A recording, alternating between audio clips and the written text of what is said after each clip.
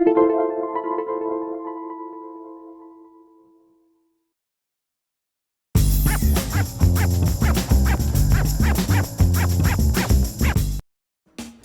to My Long Island TV. From Manhasset to Montauk, we've traveled our communities to bring you the following events. I'm your host, Waldo Cabrera. My Long Island TV starts now.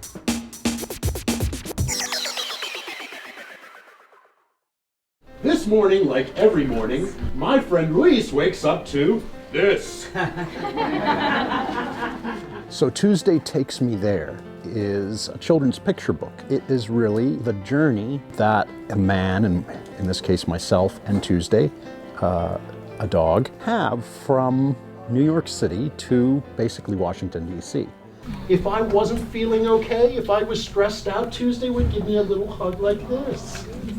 That's exactly what, and how great is it to get a hug from your best friend when you're not feeling well? Certainly, getting home from Iraq after the first tour over there was difficult. I didn't think I had post-traumatic stress disorder. That the average person, I think the tendency is to dismiss any sort of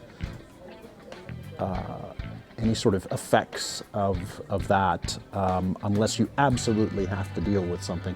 We tend to avoid things, and unfortunately, I deteriorated. We visit Senator Al Franken. In 2009, we met Al when Luis and I helped him and Senator Johnny Isakson pass a law to partner more service dogs with veterans. Thanks, Al.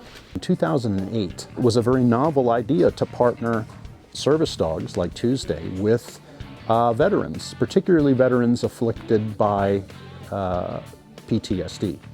And of course, at the time, I had never even heard of a service dog, let alone considered one that might help me.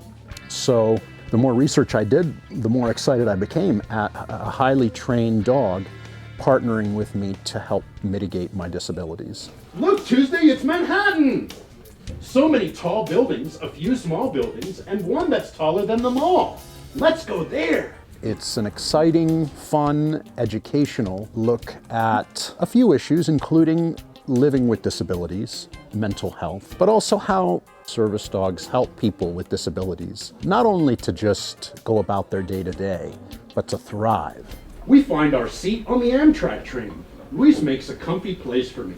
I did a good job taking care of him, so he takes care of me. It was a labor of love because we wanted to help parents, teachers, librarians, adults discuss some issues, some subjects that typically aren't discussed or are very difficult to discuss with younger generations. If we're really going to make a big impact on subjects like disabilities and mental health and perhaps even war and or trauma, we need to do so with the medium of a book aimed for children. He has 4 legs, right?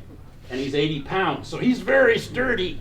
I'm not falling with this guy. It was great. Luis and Tuesday are such a team, and I think it's so important that he speaks to audiences about his issues with post-traumatic stress and what a service dog can do for people. We have friends that do canine independence and have gone with other vets, and I'm so proud of the people that train these animals, and of course all the vets that have given their life. And to be here is just a great experience. Oh, I'm in awe of Luis. I have so much respect for somebody who did what he did. I mean, the Army is volunteer. He wasn't drafted. He did this on his own, and he made a great many sacrifices because of that.